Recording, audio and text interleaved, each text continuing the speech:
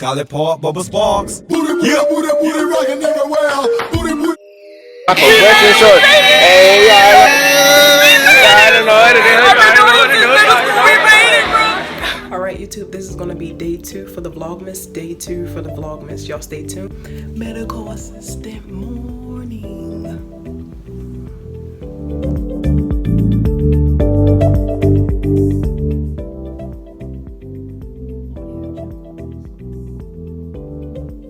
What's up YouTube, it's Desi and I'm back with another video, and we are on day 2 as far as for the Vlogmas. Don't forget you guys, we are on the countdown as far as for Christmas, and we are down to 23 days till Christmas. I'm actually really excited, you guys. Thanksgiving wasn't really his best, but hey, I'm up early this morning and I'm gonna go ahead and vlog for you guys. It is like probably 6 o'clock in the morning and I don't have to be to work till like 8, so let's get right into the video. So this video is going to talk about as far as for a couple of jobs that's best for working from home. Now, if you guys have been watching any of my previous videos, I'm currently employed as a medical assistant, but I'm actually with the coronavirus going on and everything like that, I'm really looking forward to trying to find a job to work from home. I feel like it's a lot more safe with everything going on, and when dealing and talking to our patients, a lot of them are currently working from home right now as well too. Excuse how I look right now, you guys. I feel like I look like a ghost because of this light. You have medical receptionist, you have medical billing and coding, you have insurance claim and customer service, you have pharmacists, healthcare recruiters, case manager, just a couple of jobs to name that you can kind of work from home. So let's get right into the video. For one, medical receptionist. Medical receptionist is a great job if you want to work in the healthcare field but don't want to work with patients. With the medical receptionist, pretty much it's your job to listen to recordings taken by the doctor, also take notes when, you know, documenting anything that the doctor may say. The pay isn't as bad for a medical receptionist. They usually make around $30,000 a year, and that's based in Florida. Pretty much a medical receptionist is like a receptionist. You pretty much document everything that you're looking for, plug it into the system, and everything will be fine as far as for that. And I used to do reception when I was a phlebotomist. We would take vitals. We'll make sure that we document the tattoos, the scars of the donor, anything like that. So that's a job you could pretty much do from home, because all you're doing is documenting anything that the doctor says. Pretty much you could pretty much be virtual like how you are right now, and just listening to the patient talk, documenting down their problems and stuff like that, and probably send that to the doctor. So that's one job. If you're currently in a field as far as for medical receptionist, please comment down below and let me know as far as for how that goes. Is it something that's working good for you? Is it something you like? Is it boring? Let us know. Alright, so number 2 is going to be medical billing and coding. Now, medical billing and coding are pretty much similar to medical receptionists, except the only thing they're doing is they're recording information as far as for the healthcare providers, the patients, and the insurance companies to determine the medical history as far as for the patient. One thing about the medical billing and coding, they use a lot of ICD and IC9 codes, ICD-10 and IC9 codes. The thing that I know about this is when doing covering my meds for prior authorizations for the patients, we have to use the medical history. So anything that has the diagnostics codes, we have to use that in order to get certain stuff approved. Medical billing and coding deals a lot with diagnostics codes and the treatment that's dealing with the patient, and they'll be able to provide that for either the billing department or for the insurance company. Medical billing and coding is it's a rare field because most people don't like to get into it because there's so much coding that you have to deal with and a lot of codes you have to remember. But not only that, it's just the fact that you have to really pay attention. A lot of codes can get a patient denied for certain treatments and stuff like that, so you have to make sure that you're doing the right thing as far as for that. The average salary for billers and coders is around $40,000 a year.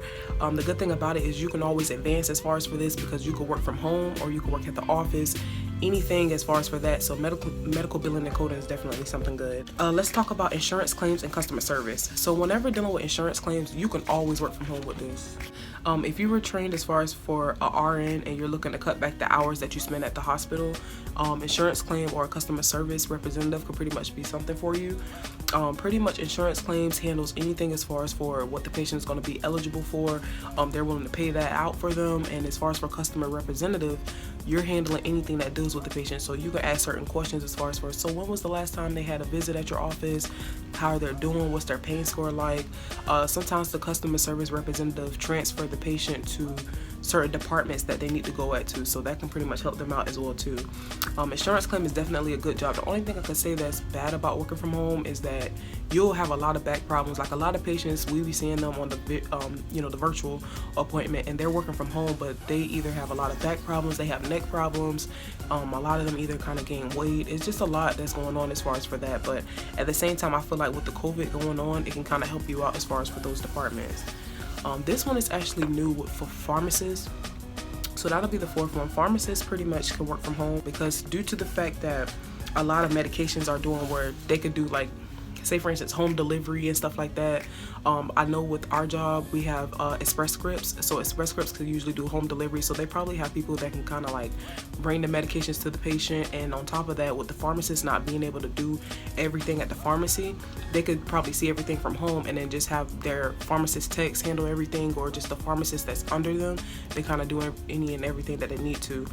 Between time, we're working with the pharmacist all the time to either clarify directions for the patient as far as for the script, or to send out the medication. It's just a lot that we do as far as for the pharmacy. So with them being able to work from home, that's definitely a plus because they do so much. And I just hate being on hold for pharmacies. Like, my thing is, if y'all have the chance to work from home, y'all should be picking up the phones like this. Alright, and then let's talk about healthcare recruiters. So healthcare recruiters, pretty much, they recruit and bring in new talent as far as for the healthcare facility. If you have, as far as for like a role as far as for working at home, pretty much it's like human resources. So healthcare recruiter is pretty much like human resources. Anybody that's going to hire you on and teach you on how to do the job, they're going to teach you as far as for how to hire the next person. So that's the whole point of being the recruiter. So of course you could do that from home. I'm not going to go too far in depth as far as for that. Case manager, they say on here that case managers evaluate the clinical needs of a patient and help develop a treatment plan and care. They also have on-hand questions and may answer anything as far as for what the patient may have going on. The main point of the case manager is to help clients access the care and medication that they need to help provide for the right referrals. So whenever you're a new patient at our job, you always got to make sure that you have a referral.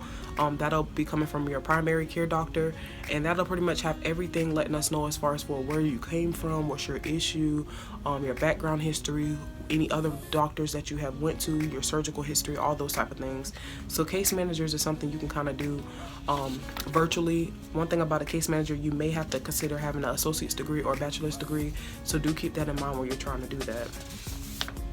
And that's pretty much some of the jobs that I have on here that you can kind of work from home. So just to kind of sum up everything, you have medical transcriptions, you have, or medical receptionist, you could say that, medical coding, billing and coding. Then you also have insurance claims and customer service. You have pharmacists, healthcare recruiters, case manager, and that's just to name a few that most people don't really talk about. So you guys don't forget to comment down below and let me know what you think as far as for this video. Peace, y'all.